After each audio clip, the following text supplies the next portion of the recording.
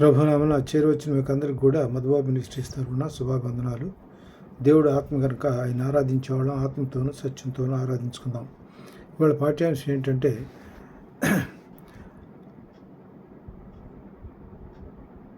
ఒకడు కొత్తగా జన్మిస్తే కానీ దేవుని రాజ్యము చూడలేడని నీతో నిశ్చయముగా చెప్పుతున్నాను. దీనిలో ఇక్కడ సందర్భం ఏంటంటే దీనిలో 3వ అధ్యాయం యోహాను సువార్త 3వ అధ్యాయం 1 నుంచి చూసినట్లయితే, యూదుల అధికారి అయిన నికోదేమును పరిసయ్యుడుండెను. అతడు రాత్రి యందు ఆయన వద్దకు వచ్చి, బోధకుడా, నీవు దేవుని వద్ద నుండి వచ్చిన బోధకుడు అని నేను ఎరుగుదును. దేవుడు అతను తోడై ఉంటేనే కానీ నీవు చేయుచున్న సూచక్రియలు ఎవరినూ చేయలేడని అతనితో చెప్పాను. అందుకు యేసు అతనితో, ఒకడు కొత్తగా జన్మిస్తే కానీ అతడు దేవుని రాజ్యంలో చూడలేదని నీతో నిశ్చయముగా చెప్పుచున్నాను. అందుకు నికోదేము ఏమంటాడంటే, ముసలివాడైన మనుషుడు ఎలాగ జన్మించని అడుగుతాడు. రెండవ మారు తల్లి గర్భంలో ప్రవేశించి జన్మింపగలడా ఆయన అడుగ్గా అతను ఏమంటాడంటే, ఇట్లను ఒక నీటి మూలముగాను ఆత్మ మూలముగాను జన్మిస్తేనే కానీ దేవుని రాజ్యంలో ప్రవేశించడని నీతో నిశ్చయముగా చెప్తున్నాను. అంటే దేవుని రాజ్యంలో ప్రవేశించాలంటే ఒక నీటి మూలంగా ఆత్మ మూలంగా ప్రవేశించాలి. అంటే కొత్తగా జన్మించాలి. నీటి మూలంగా ఆత్మ, అది మామూలు ఫిజికల్. ఇది ఆత్మకు సంబంధించినటువంటి విషయం. ఆత్మకు సంబంధించిన విషయంలో ఒక నీటి మూలముగా ఆత్మ మూలముగా జన్మిస్తే కానీ దేవుని రాజ్యమును ప్రవేశించలేడని నికోదేముతో చెప్తాడు. ఇక్కడ ఆ దేవుని ఆత్మూలంగా జన్మించడం అంటే, ఇక్కడ నూతనంగా జన్మించడం అంటే ఏంటంటే, నీతియు యథార్థమైన భక్తి గలవారై దేవుని పోలికగా సృష్టించబడినవారు. నూతనంగా జన్మించిన వాళ్ళు అంటే ఎవరు? నీతియు యథార్థమైన భక్తి గలవారై దేవుని పోలికగా సృష్టించబడిన వాళ్ళంతా కూడా ఈ నూతనంగా జన్మించిన వాళ్ళు. అంటే నీటి మూలంగా ఆత్మూలంగా జన్మించాలి. వాళ్ళు ఎట్లా ఉండాలంటే నీతి కలిగి యథార్థ కలిగిన వాళ్ళై భక్తి గలవారై ఉండాలి. అలాంటి వాళ్ళంతా కూడా దేవుని పోలికగా సృష్టించబడినవారు. దీనిలో గల్తీయులు రాసిన పత్రిక 3వ అధ్యాయం 27వ వచనంలో, గల్తీయులు రాసిన పత్రిక 3వ అధ్యాయం 27వ వచనంలో ఏం చెప్తాయంటే, 3వ అధ్యాయం 27వ వచనంలో, క్రీస్తులోని బాప్తీసం పొందిన మీరందరూ క్రీస్తుని ధరించుకుని ఉన్నారు. క్రీస్తులోని బాప్తీసం పొందిన వాళ్ళు అంటే క్రీస్తుని ధరించుకున్న వాళ్ళు. ఇప్పుడు దేవుని మూలంగా నీటి మూలంగా ఆత్మ మూలంగా జన్మించిన వాళ్ళు ప్రతి ఒక్కరు కూడా క్రీస్తుని ధరించుకున్నవారే. ఇందులో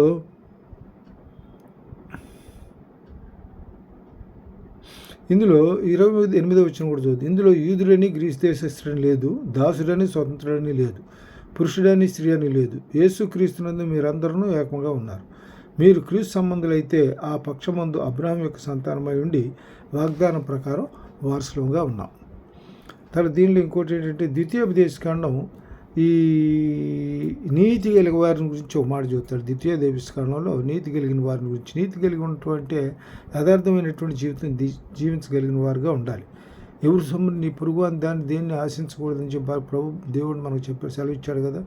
దీనిలో గ్రేట్ కమిషన్లో ఏం చెప్తున్నాడు? నీ పూర్ణ హృదయంతో, పూర్ణాత్మతో, పూర్ణ బలంతో నీ దేవుని యెహోవాను ప్రేమించమన్నాడు. రెండోదిగా నిన్ను వలె నీ పొరుగు అని ప్రేమించమన్నాడు. నీ పొరుగు అని దాన్ని ఏది ఆశించడం అది నీతికి బాహ్యమైనటువంటిది. దీని ద్వితీయోపదేశకాండం 24వ అధ్యాయం 24వ అధ్యాయంలో 12-13 వచనాలు చూద్దాం. 12-13 వచనం, మనుష్యుడు భేదవాడైన ఎడల నీవు అతన్ని తాకట్టును ఉంచుకొని పండుకొనకూడదు. అంటే మనం ఎవరి దగ్గరైనా వస్తువు మనకు కావాలి, డబ్బులు అవసరత ఉన్నదనుకో, వాడు డబ్బులు అవసరాన్ని తీర్చు, సహాయం చేయి. కానీ వాడి దగ్గర తాకట్టు పెట్టుకోవడం అనేటువంటిది దేవుని చిత్తానికి విరుద్ధమైనటువంటిది.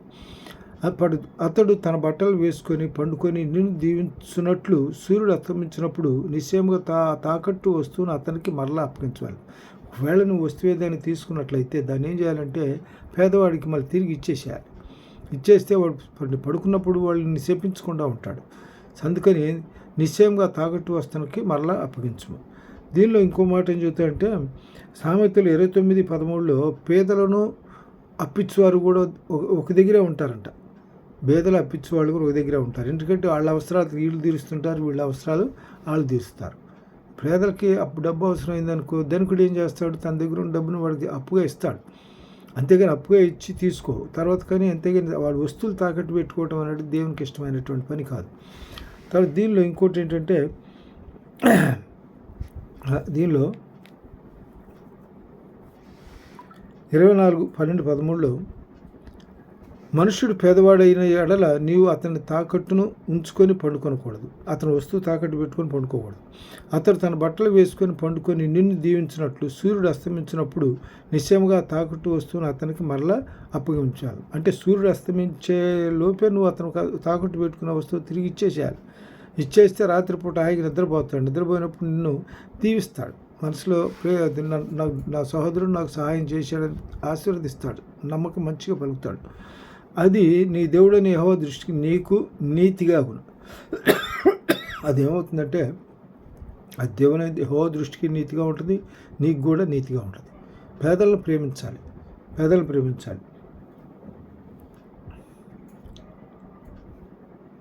నీ సహోదరులోనేమి, నీ దేశమందరి, నీ గ్రామంలోనున్న పరదేశులనేమి దీన దరిద్రుడైన కూలి వానిని బాధింపకూడదు. ఏనాటి కూలి ఆనాడు వాడికి ఇచ్చేసేయాలి. మీ దగ్గర పని చేశాడు అనుకో, పని చేసినప్పుడు ఏం చేస్తాడు? పనివాడు జీతాన్ని పోతాడని సెలవు ఇచ్చాడు కదా, వాక్యం సెలవు ఇస్తుంది కదా. కాబట్టి పని అయిపోయిన తర్వాత వాడు ఏం డబ్బులు ఆశపడతాడు, చేసిన కష్టానికి ఆశపడతాడు. కష్టానికి ఆశపడినప్పుడు వాడికి ఈ రోజు కూలి వాడికి ఇచ్చేసేయాలి. అది నీతి కలిగినటువంటి చర్య. ఇవ్వకుండా వాడిని 10 సార్లు తిప్పించుకోవటం వలన అది నీతి బాహ్యం అవుతుంది. ఎందుకంటే దీనిలో సామెతల్లో 3వ అధ్యాయంలో ఒకసారి చూద్దాం. సామెతలు 3వ అధ్యాయంలో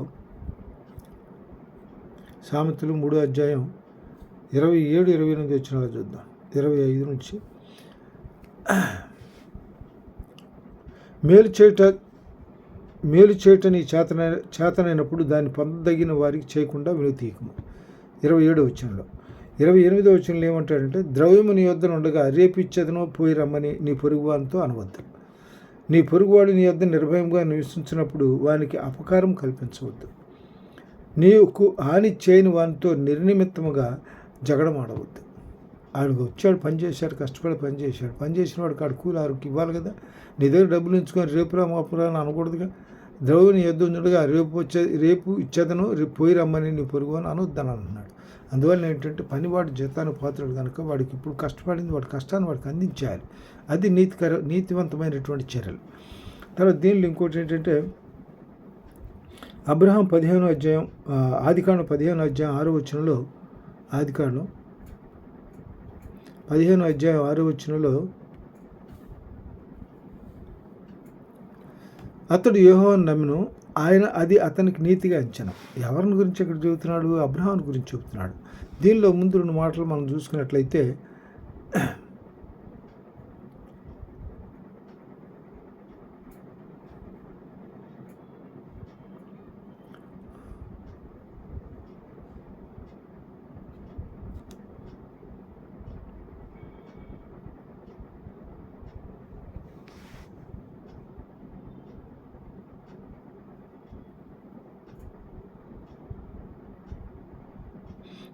కాబట్టి అబ్రహాం దేవుని నమ్మను, అది అతనికి నీతిగా ఎంచబడింది. దీనిలో కూడా చెబుతాడు. గల్తీలు రాసిన పత్రికలు కూడా చెబుతాడు. గల్తీలు 2:16లో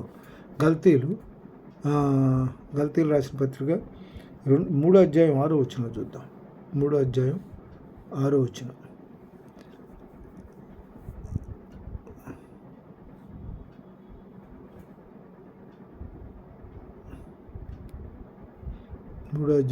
వచనంలో అబ్రహాం దేవుని నమ్మెను, అది అతనికి నీతిగా ఎంచబడింది. కాబట్టి విశ్వాస సంబంధులే అబ్రహాం కుమారులని మీరు తెలుసుకోండి. దేవుడు విశ్వాసమానుగా అన్ని జనులను నీతిమంతులుగా తీర్చునని లేఖనం ముందుగా చూచి నీ యందు అన్ని జనులందరూ ఆశీర్వదించబడుదురు అని అబ్రహామునకు సువార్తను ముందుగా ప్రకటించాను. అన్ని జనులు కూడా ఆశీర్వదించబడతాడు అనేటప్పటికి ఇక్కడ ఏం చెబుతాడంటే, అపోస్తుల కార్యంలో 10వ అధ్యాయంలో కొర్నేలి అనే దైవభక్తుడు ఒకటి ఉంటాడు. కొర్నేలి అనే దైవభక్తుడు అపోస్తుల కార్యంలో 10వ అధ్యాయంలో ఇటలీ మనబడే పటాలములో శతాధిపతి అయిన కొర్నేలి అని భక్తిపరుడు ఒకడు కైసరులో ఉండను.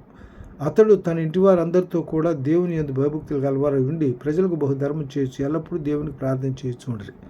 అయితే ఇందులో వీళ్ళంతా యూదులు, అన్ని జనులు. ఇక్కడ సందర్భంలో పేతురుని ఏం చేస్తాడు? ఇక్కడ సందర్భంలో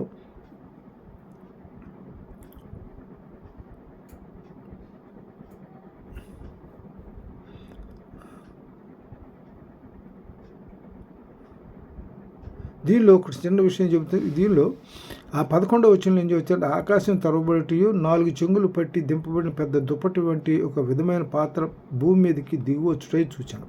అందుకు భూమి అందుండు సకల విధములైన చతుష్పాద జంతువులను, ప్రాకు పురుగులను, ఆకాశ పక్షులను ఉండను. అప్పుడు పేతురు, నీవు లేచి చంపుకొని తినుమని శబ్దం అతనికి వినబడింది. అంటే ఇక్కడ దీన్ని ఏ ఉద్దేశం ఏంటంటే ఉపమాన రీతిలో చెప్పాడు. వీళ్ళంతా కూడా ఈ పదార్థాలన్నీ కూడా, ఆహార పదార్థాలన్నీ కూడా వాటి గురించి వేరు పదార్థాల గురించి వేరు జంతువుల గురించి వాటి గురించి ఇచ్చాడు మనకి. అంతే ఆకాశ పక్షులు, చతుష్పాద జంతువులు, ప్రాకు పురుగులు ఇవన్నీ ఇచ్చి ఏం చేశాడంటే, అప్పుడు పేతురు నువ్వు లేచి చంపుకొని తినమని శబ్దం అవుతుని వినపడిను. అయితే పేతురు, వద్దు ప్రభువా, నిషిద్ధమైన అపవిత్రమైనది ఏదైనా నేను అన్నాడు తెలియదని చెప్పగా, దేవుడు పవిత్రం చేసిన వాటిని నువ్వు నిషిద్ధమైన వాటినిగా ఎంచవద్దని మరలా రెండవ మారు ఆ శబ్దం అతనికి వినపడిను. ఇలాగ ముమ్మారు జరిగిన వెంటనే ఆ పాత్ర ఆకాశంలోకి ఎత్తబడిను. పేతురుకు తనకు కలిగిన దర్శనం ఏమై ఉండునో అని తనలో తను ఇటు తోచకుండగా, కొర్నేలి పంపిన మనుషులు సీమోను ఇల్లు ఎదను విచారించి తెలుసుకొని వాకిటి నిలిచి ఇటు పిలిచాం. అంటే ఇక్కడ ఇంకో సందర్భం ఏంటంటే, ఇక్కడ వీళ్ళు ఈయన అనిలు అంటే అనిలు కూడా దీనిలో తినకూడనటువంటి వస్తువు కూడా తినమని దేవుడు ఆజ్ఞాపించినప్పుడు అన్యజనులు కూడా మన వాక్య పరిచర్య చేయాల్సిన అవసరం ఉంటుంది. అన్యజనులు కూడా వాక్య పరిచర్య చేయాల్సిన అవసరం ఉంటుంది. అయితే తెలియజేయటం కోసం ఇక్కడ ఏం చేస్తాడంటే, పేతురికి ఈ విధమైనటువంటి ఇది ఆయనకి ఎరుగుపరుస్తాడు. కాబట్టి ఇక్కడ దీనిలో ఇంకోటి ఏంటంటే, అబ్రహాం ఇక్కడ తర్వాత రోమిల్ రాసిన పత్రిక 4వ అధ్యాయం 25వ వచనంలో,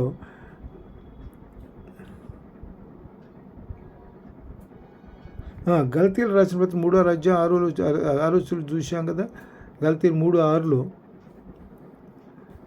అబ్రహాం దేవుని నమ్మిన అతి నీతిగా ఎంచబడిన. దేవుడు విశ్వాసం మూలముగా అన్ని జనులను నీతిమంతులుగా తీర్చునని, విశ్వాసం కలిగిన వాళ్ళు అన్ని జనులైనా సరే వాళ్ళు నీతిమంతులుగా తీరుస్తాడు. అందుకని ఇక్కడ కొర్నేలు రాసిన పత్రికలు, కొర్నేలులో అపోస్తల కార్యం కొర్నేలులో అతనికి అన్ని జనులు కూడా వాక్యం చెప్పమని, ఆ వాక్యం తెలుసుకోవడానికి ఆయన ఇష్టపడి ఉన్నాడు. నువ్వు వాక్యం చెప్పమంటాడు. అన్ని జనులకు అయినా కూడా వాక్యం చెప్పాలి. వాక్యం చెప్పి వాళ్ళ దేవుళ్ళలో నడిపించాలి. అందువల్ల ఇక్కడ దీనిలో గలతీయ 2:16 ఏం చెబుతాడంటే, గలతీయులు రాసిన పత్రిక 2వ అధ్యాయం 16వ వచనంలో, ధర్మశాస్త్ర సంబంధమైన క్రియల మూలమున ఏ శరీరం నీతిమంతులని తీర్చబడ్డాడు కానీ, ధర్మశాస్త్ర సంబంధమైన క్రియల మూలమున ఏ శరీరం నీతిమంతులని తీర్చబడ్డాడు. కాగా మనం క్రీస్తునందు నీతిమంతులమని తీర్చబట్టుకు వెదుకుచుండగా మనం పాపులముగా కనపడిన ఎళ్ళ ఆ పక్షమందు క్రీస్తు పాపమునకు పరిచారకుడు ఆయన పరిచాడు. అట్లా అనకూడదు మనం. అంటే ఇక్కడ మనకేంటన్నమాట, ఇక్కడ మనం జన్మము వలన యూదులమే కానీ అన్ని జనులలో చేరిన పాపులం కాము. మనుషుడు యేసుక్రీస్తునది విశ్వాసం వల్లనే ధర్మశాస్త్ర సంబంధమైన క్రియల మూలముగా నీతిమంతుడిగా తీర్చబడని ఎరిగి, మనం ధర్మశాస్త్ర సంబంధమైన క్రియల మూలముగా కాక క్రీస్తు యేసునందలి విశ్వాసము వలననే నీతిమంతులమని తీర్చబడుటగా యేసుక్రీస్తునందు విశ్వాసం ఇచ్చున్నాం. క్రియల వలన ఇది ఇక్కడ ధర్మశాస్త్ర క్రియలను బట్టి మనం విశ్వాసవంతులుగా నీతిమంతులుగా తీర్చబడం. క్రీస్తునందలి విశ్వాసం వల్లనే మనం నీతిమంతులుగా తీర్చబడతాం. క్రీస్తునందలి విశ్వాసం వల్ల మనం నీతిమంతులుగా తీర్చబడతాం. ఇందులో ఇప్పుడు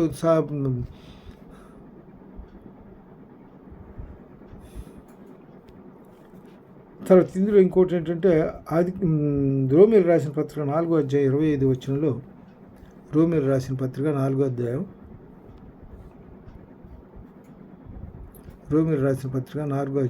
25వ వచనంలో,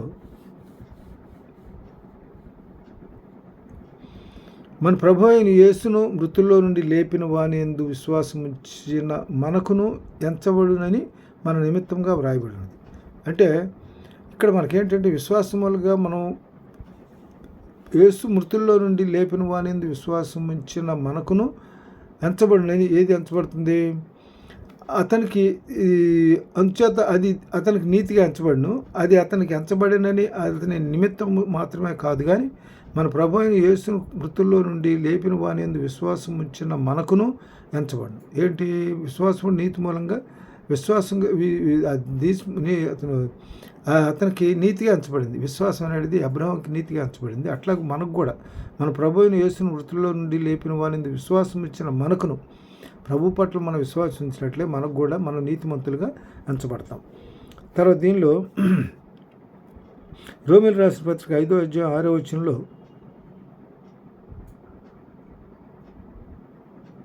రోమీయులకు రాసిన పత్రిక 5వ అధ్యాయం 6-8 వచనాలు చూద్దాం. 5వ అధ్యాయం 6-8 వచనాలు. ఏలయనగా మనం ఇంకనూ బలహీనమై ఉండగా క్రీస్తు యొక్క కాలమున బలహీనుల కొరకు చనిపోయాను. నీతిమంతుని కొరకు సైతము ఒకటి చనిపోవటం మంచివాని కొరకు ఎవడైనా ఒకవేళ చనిపోయినా తెగింపవచ్చును. అయితే దేవుడు మన ఎడల తన ప్రేమను వెల్లడిపరుచున్నాడు. ఎట్లాగా మనం ఇంకనూ పాపులమై ఉండగానే క్రీస్తు మన కొరకు చనిపోయాను. మనం ఇంకా పాపులమై ఉండగానే మన క్రీస్తు కొరకు చనిపోయాను. అందులో దీనిలో ప్రకటన గ్రంథంలో ఒక మాట చెప్తాడు. ప్రకటన గ్రంథం 22 అధ్యాయం ప్రకటన గ్రంథం 22 అధ్యాయం 11 వచనం చూద్దాం. ప్రకటన గ్రంథం 22 అధ్యాయం 11 వచనం చూద్దాం. దీనిలో ఏం చెప్తాడంటే,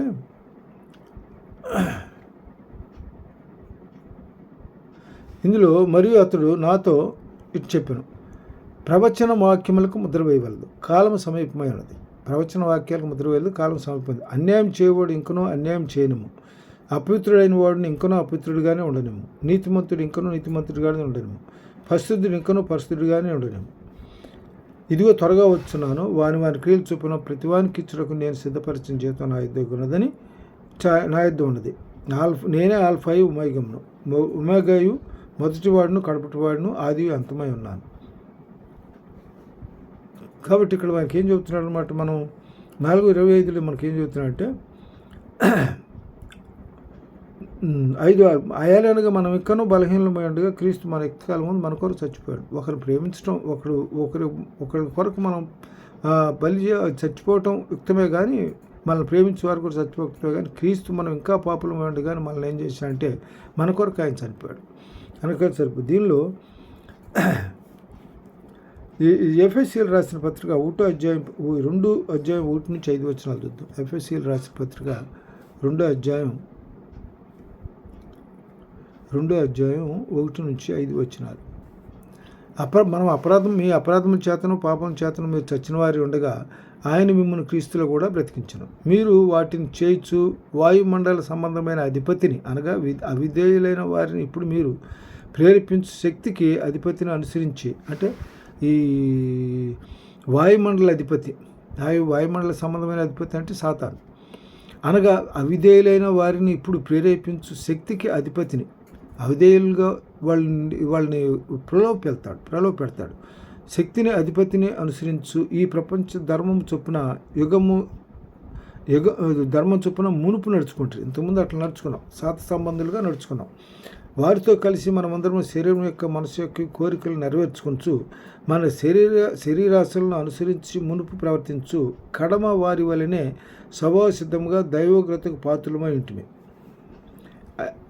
అయినను దేవుడు కరుణా సంపన్నుడై ఉండి మనము మన అపరాధముల చేత చచ్చిన వారమై ఉండగా ఎండినప్పుడు సైతము మన ఏళ్ళ చూపిన తమ మహాప్రేమ చేత మనల్ని క్రీస్తుతో కూడా బ్రతికించాడు. క్రీస్తు కూడా మన మన పాపులమై ఉండకూడదు. దేవుడు ఏం చేస్తాను మహిమ చొప్పున దేవుడు కరుణా సంపన్నుడై ఉండి మన అపరాధముల చేత చచ్చిన వారమై ఉండినప్పుడు సైతము మన ఏళ్ళ చూపిన తన మహాప్రేమ చేత మనల్ని కూడా క్రీస్తు కూడా బ్రతికించాడు మనం. కాబట్టి ఏంటంటే మన పాపులమై ఉండ కూడా దేవుడు మన అట్లా చూపిన ప్రేమ అంత గొప్ప ప్రేమ. ప్రేమలో దేవునికి ఉండేటువంటి ప్రేమను మనం ఏమంటే అగాప ప్రేమ, దాని మితిలేనటువంటి ప్రేమ. ఆయన ప్రేమకు అవధులు లేవు, ఆయన ప్రేమకి అవధులు లేవు. మనం ఇంకా పాపులమై ఉండగానే ఆయన మన కొరకు చచ్చిపోయాడు. మన కొరకు ఆయన చనిపోయాడు. తర్వాత దీనిలో లోక సువార్త 15 అధ్యాయం 24 వచనం చూద్దాం. లోక సువార్త 15 అధ్యాయం 24 వచనం. ఈ నా కుమారుడు చనిపోయి మరలా బ్రతికను, తప్పై దొరికనని చెప్పాను. అంతటి వారు సంతోషపడసాగిరి. ఇక్కడ జరిగింది చెందాడు తప్పిపోయిన కుమారుడు తండ్రి దగ్గర ఏం చేస్తాడంటే తన వాటా తను తీసుకొని బయటికి ఎక్కడికో దూర దేశాలకు వెళ్ళిపోతాడు. అక్కడ పోయిన తర్వాత అక్కడ దుర్వ్యాపారంతో దుర్వ్యసనాలతో ఏం చేస్తాడు, అనుకున్నటువంటి ఆస్తి మొత్తం పోగొట్టుకుంటాడు. చివరికి తినడానికి కూడా తిండి దొరకని పరిస్థితుల్లో అతను ఏం చేస్తాడంటే పందుల పొట్టు తినడానికి కూడా సిద్ధపడతాడు. పందుల పొట్టు తినడానికి కూడా వీలు పడదు అక్కడ. అప్పుడు నా ఇంట్లో ఇక్కడ పందుల పొట్టు తినడానికి సిద్ధపడుతున్నారు, కానీ నా ఇంట్లో చాలామంది ఉన్నారు, వాళ్ళకి కడుపు నుండి సమృద్ధిగా ఆహారం దొరుకుతుంది, నేను కూడా అక్కడికి పోయి వాళ్ళతో ఒకటిగా ఉంటానని చెప్పి తిరిగి బయలుదేరి తండ్రి దగ్గరికి వస్తాడు. తండ్రికి వచ్చినప్పుడు దూరంగా ఉండి చూసేప్పుడు ఏం చేస్తాడంటే, దూరంగా ఉన్నప్పుడే చూసి ఏం చేస్తాడు, దూరంగా ఉండి చూసేప్పుడు కుమారుడు తండ్రితో వాడు దూరంగా ఉన్నప్పుడు తండ్రి వారిని చూసి కనికరపడి పరిగెత్తి వారిని మెడ మీద పడి ముద్దు పెట్టుకున్నాడు, దగ్గర తీసుకున్నాడు. అక్కడ ఆ సందర్భంలో ఉపయోగించినటువంటి మాట, ఈ నా కుమారుడు చనిపోయి మరలా బ్రతికను, తప్పిపోయి దొరికానని చెప్పాను. అంతటా వారు సంతోషపడసాగింది. అంటే వీళ్ళందరూ కూడా సంతోషంతో ఏం చేస్తారన్నమాట, చిన్న విందు ఏర్పాటు చేసుకుంటారు. తర్వాత కాబట్టి నీతి కలిగి ఉండటం అంటే, ఇప్పుడు కుమారుడిని తన తండ్రి నీతివంతుడు కాబట్టి తండ్రి కుమారుని వదిలిపెట్టుకోకుండా కుమారుని చేర్చుకున్నాడు మళ్ళీ. కాబట్టి మనం ఎవరిదైనా ఏదైనా ఆశించడానికి లేదు, మనం నీతివంతులుగా ఉండాలి, యథార్థవంతులుగా ఉండాలి తప్ప ఈ దుశ్చర్యలకు మనం ఎప్పుడు కూడా పాల్పడకూడదు.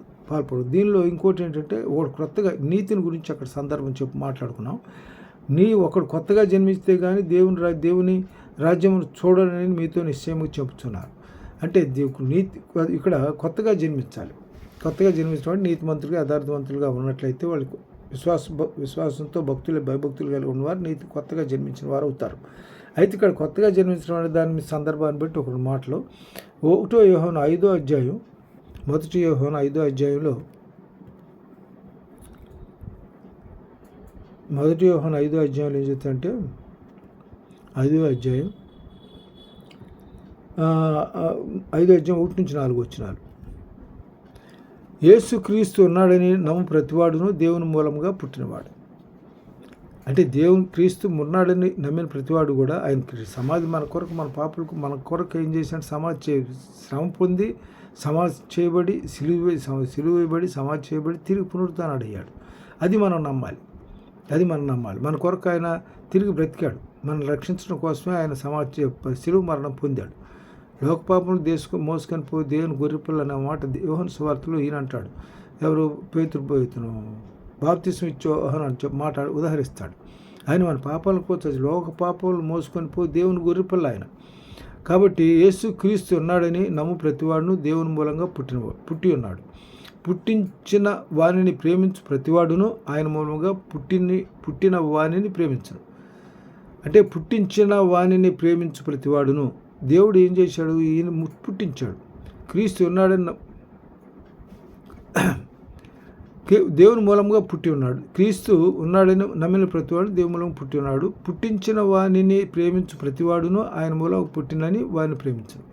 అంటే ప్రభువుని ప్రేమించేవాళ్ళు, ఆయన మూలంగా పుట్టిన వాళ్ళంతా ప్రభువుని ప్రేమిస్తారు. మనం దేవుని ప్రేమించు ఆయన ఆజ్ఞలను నెరవేర్చిన వారమైతిమా దేవుని పిల్లలము. దేవుని పిల్లలను ప్రేమించున్నామని దాని వల్లనే మనకు తిరుగుతాం. అంటే మనం దేవుని ప్రేమించి ఆయన ఆజ్ఞలను కనుక్కున్నట్లయితే ఆయన ప్రేమించి దేవుని పిల్లలమై ఉంటాం, ఆయన్ని ప్రేమించే వారంగా ఉంటాం. తర్వాత మనం ఆయన ఆజ్ఞలు గైకొనటే దేవుని ప్రేమించడం. ఆయన ఇచ్చినటువంటి ఆజ్ఞలను ఆయన వాక్య చొప్పున మాట చొప్పున మనం నడుచుకోవటమే దేవుని ప్రేమించడం. ఆయన ఆజ్ఞలు భారమైనవి కావు. దేవుని మూలంగా పుట్టిన వారందరూ లోకమును జయించుదురు. లోకమును జయించిన విజయం మన విశ్వాసమే. లోకమును జయించిన విజయం మన విశ్వాసమే. తర్వాత దీనిలో 1 పేతురు 1:22లో 1 పేతురు 2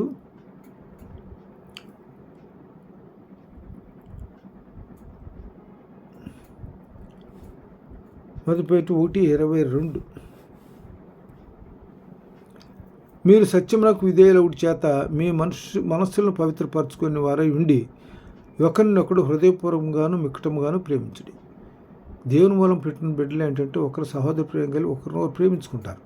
కాబట్టి ఏలనగా మీరు సత్యమునకు విధేయులవుడి చేతనే మీరు మనస్సులను పవిత్రపరచుకొని వారి ఉండి ఒకరినొకడు హృదయపూర్వకంగాను మిక్కుటముగాను ప్రేమించుడి. ఒకరు మిక్కుటంగా ప్రేమించుకోరు. సహోదర ప్రేమ అంటే అది. తర్వాత 1 యోహాను 4:7-16 చూద్దాం. 1 యోహాను 4వ అధ్యాయం 7 నుంచి చూద్దాం. ప్రియులారా, మనం ఒకరినొకడు ప్రేమితము. ఏలనగా ప్రేమ దేవుని మూలముగా కలుగుతున్నది. ప్రేమించి ప్రతివాడును దేవుని మూలముగా పుట్టినవాడై దేవుని ఎరుగును. దేవుడు ప్రేమ స్వరూపి. ప్రేమ లేనివాడు దేవుణ్ణి ఎరుగుడు. మనము ఆయన ద్వారా జీవించినట్లు దేవుడు తన అద్వితీయ కుమారుని లోకంలో పంపెను. దీనివల్ల దేవుడు మన యందుంచిన ప్రేమ ప్రత్యక్షపరచబడుతున్నది. మనం దేవుని ప్రేమించిమని కాదు తానే మనల్ని ప్రేమించి మన పాపములకు ప్రాయశ్చిత్తం చేయుటకు తన కుమారుని పంపాను. ఇందులో ప్రేమైనది. మనకు ప్రాయశ్చిత్తం చేయడానికి ఏం చేస్తాడు? దేవుడు తన కుమారుని పంపించాడు. అందువలన ఇక్కడ దేవుడు 3:16 ఏమని చెప్తా అంటే 3:16 మన దేవుని ప్రేమను మనం ఎరిగిన వారమై దానిని నమ్ముకొంచున్నాం. యోహాను స్వార్థ 3:16 చూస్తాడు. యోహాను స్వార్థ 3:16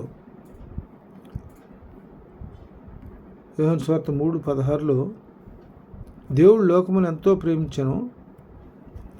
దేవుడు లోకాన్ని ఎంతో లోకం అంటే జనాన్ని దేవుడు తన బిడ్డలను ఎంతో ప్రేమించాడు. లోకమును ఎంతో ప్రేమించను కాగా తన అద్వితీయ కుమారునిగా పుట్టిన వాని యందు విశ్వాసం ఉంచి ప్రతివాడును నశింపక నిత్యం జీవం పొందినట్లు ఆయన మనల్ని అనుగ్రహించాను. లోకము తన కుమారుని ద్వారా రక్షణ పొందుటకే కానీ లోకములకు తీర్పు తీర్చుటకు దేవుడు ఆయన లోకమును పంపలేదు. మనం చేసిన పాపాలను బట్టి ఆయన తీర్పు తీర్చడానికి రాల. అందరిని కూడా రక్షణ మార్గంలో నడిపించడానికి ఆయన మనల్ని నడిపించాడు. దీనిలో ఇక్కడ రక్షణ మార్గం నడిపించడం అంటే యోహాను సువార్త 14:6 ఏం చెప్తా అంటే నేనే మార్గమును సత్యమును జీవమును అన్నాడు. ఆయనలోనే మనకు జీవం ఉన్నది కాబట్టి ఆయనే మనల్ని నడిపించేది. ఆయన మార్గం సత్యమైనటువంటి మార్గం. తర్వాత దీనిలో ఇంకోటి ఏంటంటే 1 యోహాను రోమిలు రాసిన పత్రిక 8వ అధ్యాయం 16-17 వచ్చినారు. రోమిలు రాసిన పత్రిక 8వ అధ్యాయం 16-17 వచ్చినారు. మనము దేవుని పిల్లలమనే ఆత్మ తానే మన ఆత్మతో కూడా సాక్ష్యం ఇస్తున్నాడు. దేవుని పట్ల విశ్వాసం ఉన్న ప్రతి ఒక్కడు కూడా దేవుని బిడ్డలే. ఆయనలో బాప్తిస్మం తీసుకొని రక్షణ పొందిన ప్రతి ఒక్కడు కూడా దేవుని బిడ్డలే. కాబట్టి మన దేవుని పిల్లలమనే ఆత్మ తానే మన ఆత్మతో కూడా సాక్ష్యం ఇస్తున్నాడు. మనం పిల్లలమైతే ఆయన వారసులము, అనగా దేవుని వారసులము. క్రీస్తుతో కూడా మన మహిమ పొందుటకు ఆయనతో శ్రమపడిన ఎడల క్రీస్తుడి వారము అవుదుము. మన ఎడల ప్రత్యక్షము కాబో మహిమ ఎదుట ఇప్పటి కాలపు శ్రమలు ఎనదగినవి కావని ఎంచుతున్నాం.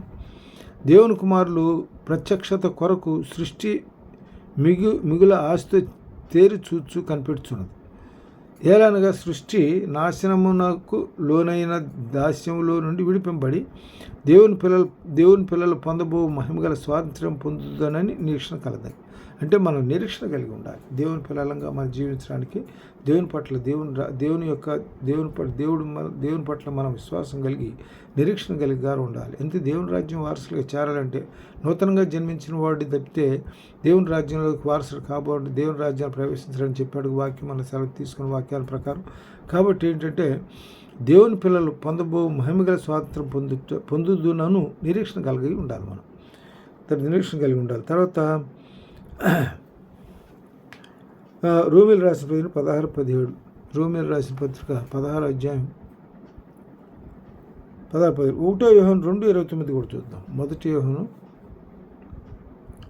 2:29 2వ అధ్యాయం 29వ వచనంలో చూద్దాం. ఆయన నీతిమంతుడని మీరెరిగి ఉన్న ఎడల నీతిని జరిగించు ప్రతివాడును ఆయన మూలంగా పుట్టి ఉన్నాడని ఎరుగుదాం. మన నీతిమంతులు అని ఎరిగి ఉన్న ఎడల నీతిని జరిగించు ప్రతివాడు కూడా ఆయన మూలంగా పుట్టినవాళ్ళు. ఆయన మూలంగా పుట్టిన వాళ్ళు ఎవరు కూడా అబద్ధాలు ఆడరు, అవినీతిగా ప్రవర్తించరు, యథార్థంగా ఉంటారు, నీతి కలిగి నడుచుకుంటారు. తర్వాత దీనిలో ఇంకో మాట ఏంటంటే 1 యోహాను 3:7-8 1 యోహాను 3:7-8 వచనాలు చూద్దాం. చిన్నపిల్లలారా, ఎవరిని మిమ్మును మోసపరచనీయుకుడి. ఆయన నీతిమంతుడై ఉన్నట్టు నీతిని జరిగించు ప్రతివాడును నీతిమంతుడు. అపవాది మొదటి నుండి పాపం చేస్తున్నాడు కనుక పాపం చే ప్రతివాడు అపవాది సంబంధి. అపవాది యొక్క క్రియలను లయపరచుటకే దేవుని కుమారుడు ప్రత్యక్షమాయన. దేవుని మూలంగా పుట్టిన ప్రతివానిలో ఆయన బీజం నిలుచును కనుక వాడు పాపం చేయుడు. వాడు దేవుని మూలముగా పుట్టినవాడు కనుక పాపం చేయజాలడు. దేవుని మూలంగా పుట్టినవాడు పాపం చేయడు, పాపం చేయజాలడు. అపవాది సంబంధి అబద్ధికుడు. అపవాది సంబంధి ఎవరు? అబద్ధికుడు. వాడు అబద్ధాలకు జనకుడు. వాడి సంబంధులందరూ కూడా మోసపూరితంగా వ్యవహరించవచ్చేమో కానీ దేవుని మూలంగా పుట్టిన వాళ్ళు ఏం చేస్తారంటే పుట్టినవాడు పాపం చేయడు, పాపం చేయజాలడు కూడా. పాపం చేయ దీన్ని బట్టి దేవుని పిల్లలు ఎవరో అపాది పిల్లలు ఎవరో తేటపడును. నీతిని జరిగించు ప్రతివాడును తన సహోదరుని ప్రేమింపని ప్రతివాడును దేవుని సంబంధులు కారు. నీతిని జరిగించని ప్రతివాడును తన సహోదరుని ప్రేమింపని ప్రతివాడును దేవుని సంబంధులు కారు. దేవుని సంబంధులు కారు. తర్వాత దీనిలో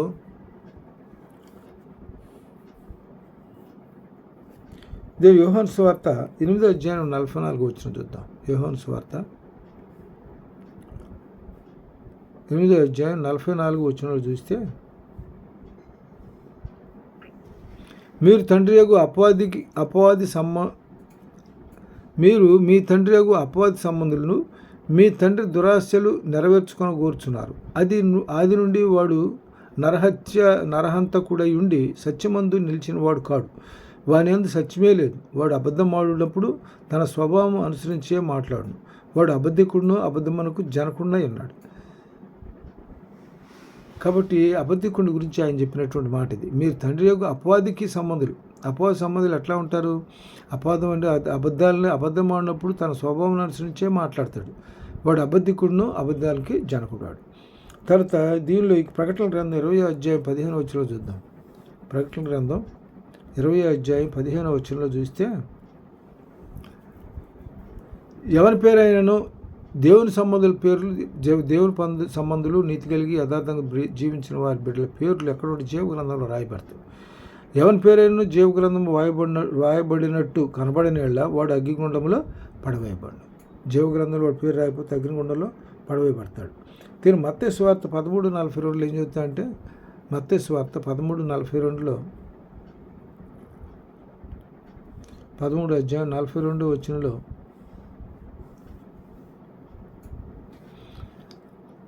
అక్కడ ఎట్లా ఉంటుందంటే దీనిలో నరకంలో పడిపోతాడు. నరకంలో అంటే దీనిలో మనకేం చెప్పుకున్నారు? 15 జీవ గ్రంథంలో రాయబడకపోతే వాడి పేరు ఎక్కడ రాయబడి ఉంటాడు? రాయబడకపోతే వాడి పరిస్థితి ఏంటి? దీనిలో ఇక్కడ ఏంటంటే మనకు ఇంకో విషయం ఏంటంటే, యథార్థంగా ప్రవర్తించాడు తీర్పు తెరవందంట. యథార్థంగా ఉండేవాడికి ఏమన్నా జీవంలోకి ప్రవేశిస్తాడట. వాడు అపాధికి సంబంధి దానిలో యథార్థంగా లేనివాడు ఏంటంటే మరణంలో నరకాల్లో నెట్టబడతాడు. దీనిలో రోమిలు రాసిన పత్రికలో చెప్తాడు. రోమిలు రాసిన దీనిలో తర్వాత అక్కడ ఎట్లా ఉంటే నరకంలో ఎట్లా ఉంటుందంటే అక్కడ ఏడుపును పండ్లు కురుగుతాయి ఉంటాయి. కాబట్టి ఏంటంటే సాతాను క్రియలు లోబడి నడుచుకున్న వాడు చివరికి ఎక్కడ ఉంటాడంటే నరకం అనుభవిస్తాడు. తర్వాత మత్తయి సువార్త తర్వాత హెబ్రీలు రాసిన పత్రిక 2వ అధ్యాయం 3వ వచనంలో, హెబ్రీలు రాసిన పత్రిక 2వ అధ్యాయం 3వ వచనంలో ఏం చెప్తాడంటే, 2వ అధ్యాయం 3వ వచనం, ఇంత గొప్ప రక్షణను మనం నిర్లక్ష్యం చేసిన వాళ్ళు ఎలాగ తప్పించుకుందాము? అట్టి రక్షణ ప్రభు బోధన చేతనే ఆరంభం. అంటే ఇంత గొప్ప రక్షణ మనం ఎవరి ద్వారా రక్షణ పొందుతాం? ప్రభు ద్వారా రక్షణ పొందుతాం. ఉచితమైంది రక్షణ. ఎఫ్ఎస్సీలు రాసిన పత్రిక 2వ అధ్యాయం 8వ వచనం చెబుతాడు చూడండి. ఎఫ్ఎస్సీలు రాసిన పత్రిక 2వ అధ్యాయం 8వ వచనంలో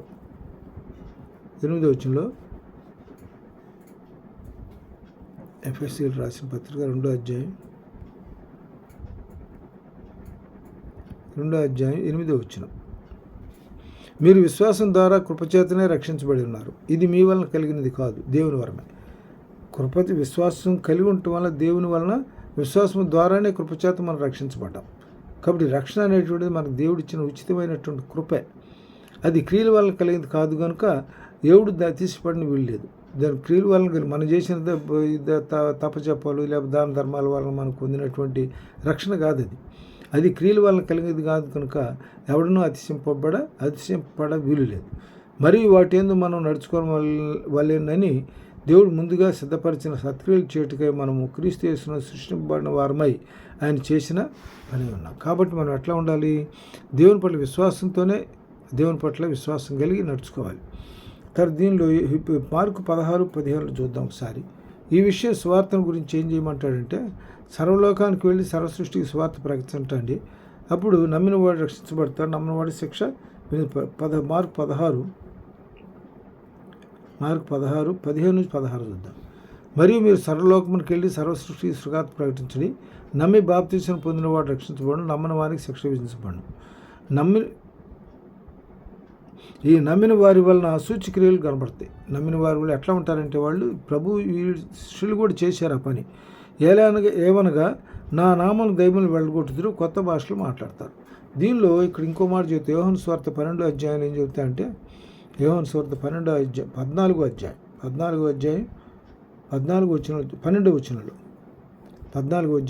వచనంలో ఏం చెబుతా అంటే నేను తండ్రికి వెళుతున్నాను కనుక నేను చేయు క్రియలు నా యందు విశ్వాసం ఉంచేవాడు చేయను, వాటికంటే మరి గొప్పవి అతడు చేయనని మీతో నిశ్చయంగా చెప్పుచున్నాను.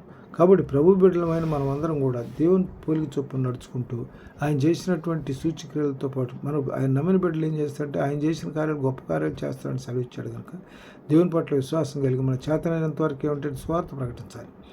సర్వలోకానికి వెళ్ళి సర్వసృష్టి స్వార్థ ప్రకటించమని ఆయన సెలవిచ్చాడు. కాబట్టి మనం ఏం చేయాలి? సర్వలోకానికి వెళ్ళి మన సర్వసృష్టికి శిక్ష బోధించాలి. అప్పుడు నమ్మిన బాప్తీసం పొందిన రక్షించబడతాడు, నమ్మని వారికి శిక్ష విధించబడుతుంది. కాబట్టి మనం చేయాల్సిన కార్యం ఏంటంటే దేవుని బిడ్డలంగా విశ్వాసంగా మన దేవుని స్వార్థలో పాలుభాగస్తులుగా దేవుని స్వార్థ పరిచర్య చేయగలిగిన వారు ఉండాలి. ఇక్కడ పంట విస్తారంగా ఉంది కానీ కోత పనివారు తక్కువగా ఉన్నారు. కాబట్టి పరిచర్య చేయడానికి మ్యాక్సిమం చాలా పరిచర్య చేయాల్సిన అవసరం ఉంది. కాబట్టి ప్రతి ఒక్క బిడ్డ కూడా దేవుని స్వార్థ పరిచర్యలో పాలుభాగస్తులై దేవుని యొక్క ఆశీర్వాదాలు పొందుకోవటానికి మనం ప్రయాసపడాలి. దీనిలో ఇంకో మాట చెప్తాడు. మొదటి కొరింథీయులకు రాసిన పత్రిక 15:58 ఏం చెప్తానంటే ప్రభునందు నీ ప్రయాస వ్యర్థం కాదని ఎరిగి స్త్రీలను కదలను వారిని ప్రభు కార్యాభివృద్ధి ఎంతో ఎప్పటికీ మనం ఆసక్తులమైంది దేవుని దీవెనలను పొందుకోవాలని కోరుకుంటూ కొద్ది వాక్యాన్ని దేవుడు తన వినుట్లో దీవించును గాక. ఆమె అందరూ చిన్న ప్రార్థన. పరిశుద్ధురా ప్రేమగల తండ్రి, మమ్మల్ని ప్రేరేపించిన పరిపూర్ణ మా తండ్రి, జోముగల నాయన మహిమగల తండ్రి, అన్ని విషయములకు ఆధారభూతులు ఆయన మా గొప్ప తండ్రి నాయన మరోసారి పాదం చెంత చడుచున్నాను ఆయన. ఇవాళ తీసుకుని వారి పాఠ్యాంశంలో నాయన ఒక నూతనంగా కొత్తగా జన్మిస్తే కానీ దేవుని రాజ్యం వారసులు కాలేడని సెలవిచ్చారు.